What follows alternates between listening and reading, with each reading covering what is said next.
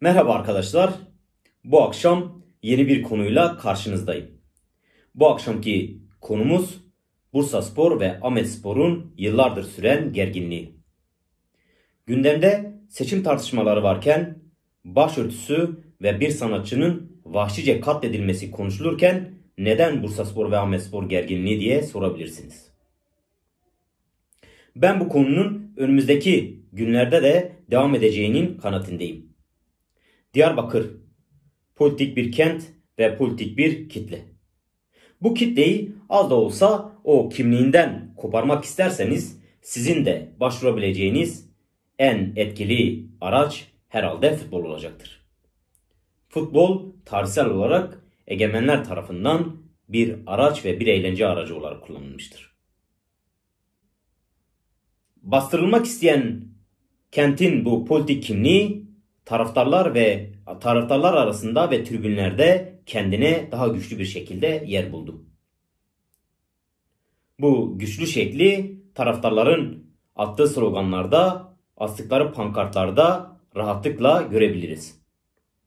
Hatırlayanınız olacaktır ki bir Diyarbakırspor ve Galatasaray maçında şöyle bir pankart asılmıştı. Seni seviyoruz, seni sevenden ötürü.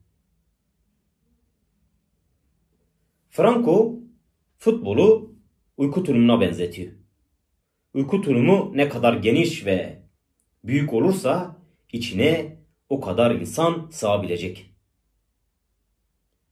Bu yüzden Franco 1944 yılında Santiago Bernabéu stadını inşa ediyor. İlk başlarda 80 bin kişilik olan bu stadın kapasitesi daha sonra Franco tarafından yaklaşık 10 yıl sonra 125 bine kadar çıkarılıyor. Bu perspektifle futbola baktığımızda endüstriyel futbolun bu kadar kullanışlı, bu kadar karlı olduğu bir dönemde Türkiye'nin hemen hemen her ilinde devasa modern statlar inşa edildi. Bu statlar her ne kadar şu an yaşanan ekonomik kriz nedeniyle boş kalsa da önümüzdeki günlerde ve yıllarda misyonunu yerine getireceğinden kuşkunuz olmasın. Diyarbakır Büyükşehir Belediyesi 2014 yılında aldığı bir genel kurul kararı sonucunda, hatta oy birliğiyle aldığı bir genel kurul kararı sonucunda ismini Ahmetspor yaptı. Ahmetspor'un rengine, ismine ve taraftarlarının attığı tezahüratlara yönelik oluşturulan olumsuz algı gün geçtikçe büyüdü.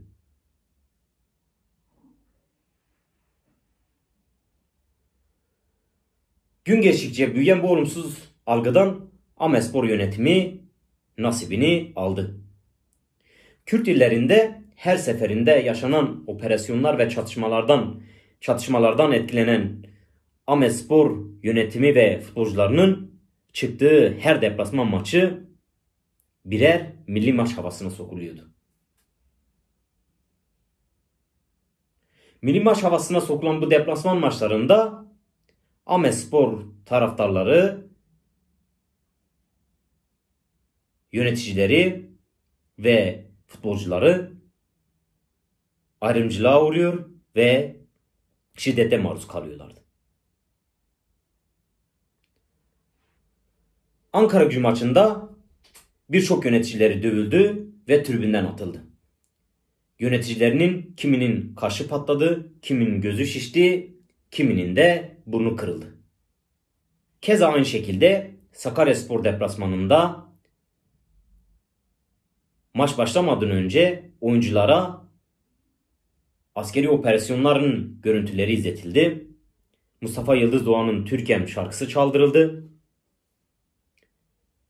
Ve her deplasmanda atılan o PKK dışarı sloganı atıldı.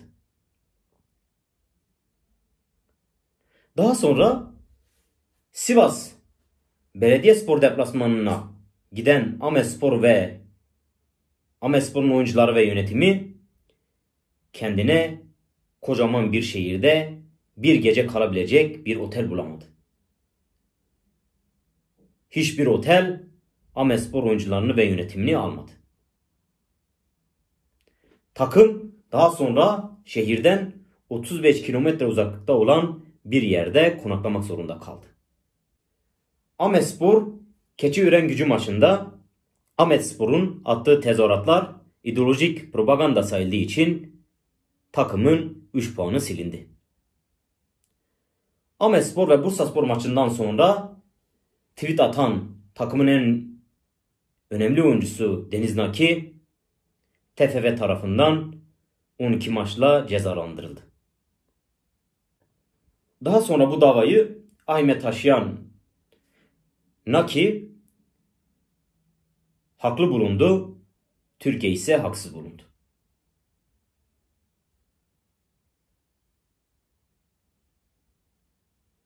Gidilen birçok deplasmanda şeytanlaştırılan bir takım, ayrımcılığa uğrayan futbolcular ve şiddete maruz kalan yöneticiler. Ahmetspor çıktığı 60 deplasman maçının 41'ini seyircisiz oynamak zorunda kalıyor.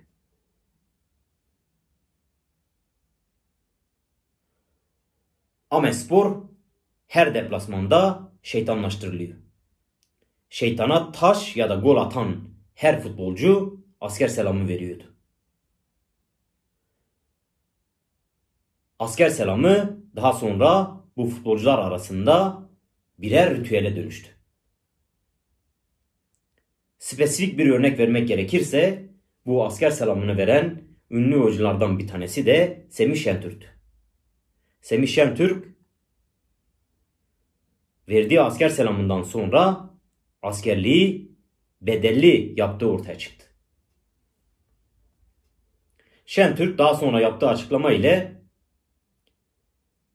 İstiklal Marşı'na saygısızlık yapıldığı gerekçesiyle asker selamı verdiğini söyledi. Peki tüm bunlar yaşanırken en ufak bir VAR tartışmasını günlerce spor kanallarında, spor köşelerinde, spor programlarında gündem yapanlar ne yapıyordu? Kocaman hiçbir şey.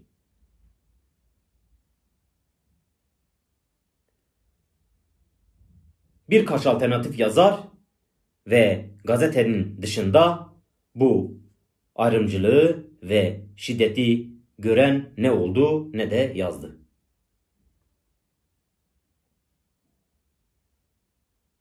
Ahmetspor'dan bahseden gazeteler ise Ahmetspor'u ötekileştirerek bu haberleri sunuyordu.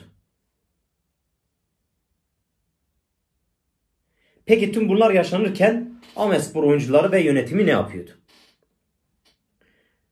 Ahmetspor oyuncularından o dönemin Ahmetspor kaptanı olan Şehmuz Özer şu açıklamayı yapıyordu. Bizler her gelen takıma çiçekler vereceğiz. Her gelen takıma saha vereceğiz. Her gelen takımı en güzel şekilde misafir edeceğiz diyordu. Keza bunları da yaptılar. Ahmetspor yönetimi Ankaragücü yönetimini havaalanında karşıladı ve kahvaltılı bir karşılama yaptı. Bu onca olanlara rağmen Ahmetspor ve yöneticilerine ya da oyuncularına yapılan şey ise şiddet ve ayrımcılıktı. Düşünsenize 60 deplasmanın 41'ine seyircisiz çıkıyorsunuz. Birçoğunda şiddete maruz kalıyorsunuz. Birçoğunda ötekileştiriliyorsunuz.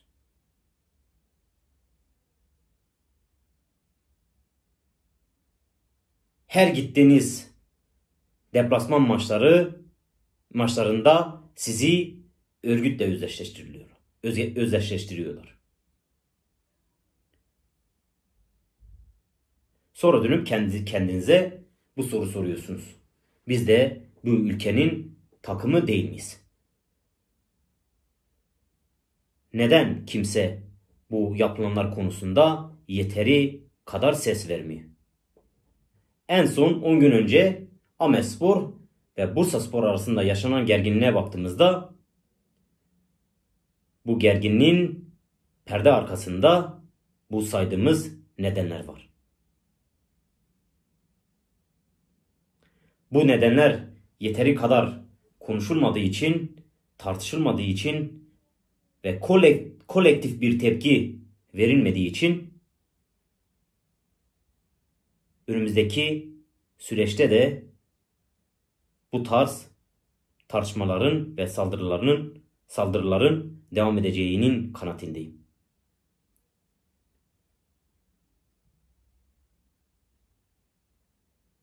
Bursaspor ve Ahmetspor gerginliğinin ardından Ahmetspor Başkanı açıklama yaptı. Yaptığı açıklamada TFF'ye daha önce başvuru yaptıklarını ve Bursaspor'la aynı grupta yer almak istemediklerini belirtti. TFF ise kendilerine şu cevabı veriyor. Bursaspor'u 17 takım daha istemiyor. Mecburen kura çekiminden sonra Ahmetspor Bursaspor'la rakip oluyor. Duyarlı bir yönetimin yapacağı en güzel adım ise bu iki takımı farklı kategorilerde yarıştırmak olacaktı. Bunu yapabilir miydi? Tabii ki de evet.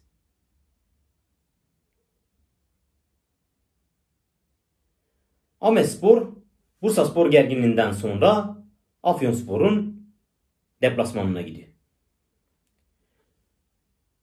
Maça saatler kala Afyon İl Jandarma Komutanı futbolculara ve yönetime maçı 5-0 almaları gerektiğini söylüyor.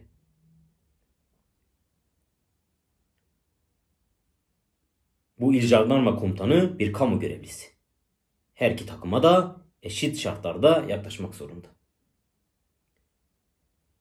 Bir kamu görevlisinin gönlünden geçen skor 1-0'da değil 5-0'lıktır. Daha sonra bu kamu görevlisine yönelik tepkiler artınca bu kamu görevlisi maksadını aştığını ve sözlerinin yanlış anlaşıldığını savundu. Tüm bu gelişmelere baktığımızda Simon Cooper'ın şu sözü aklınıza gelebilir. Futbol sadece futbol değildir der. Hani o klişeleşmiş bir söz var ya. Futbola siyaseti karıştırmayın. Futbol siyasetin içinde hep vardı ve var olmaya da devam edecek.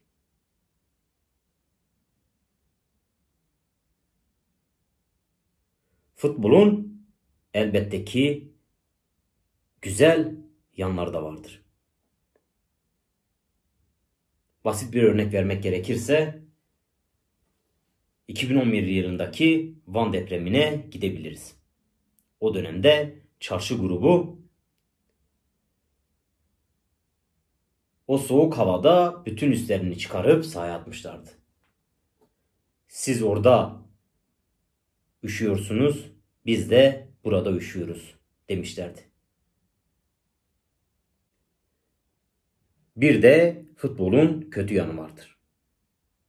Konya'da oynanan Türkiye-İzlanda maçında Gar katliamında hayatını kaybeden 103 vatandaşımız için yapılan bir dakikalık saygı duruşu dakikalarca yuhlanabiliyor. Bu da futbolun çirkin yanı. İktidarlar kendi işine yarayan tezahüratlar ve sloganları görmezden geliyor. Kendi işine yaramayanları ise kendi işine yaramayanlara ise soruşturmalar açabiliyor. Beni dinlediğiniz için teşekkür ederim. Videoyu beğenmeyi ve yorum yapmayı unutmayın. Abone olup destek olursanız da çok sevinirim.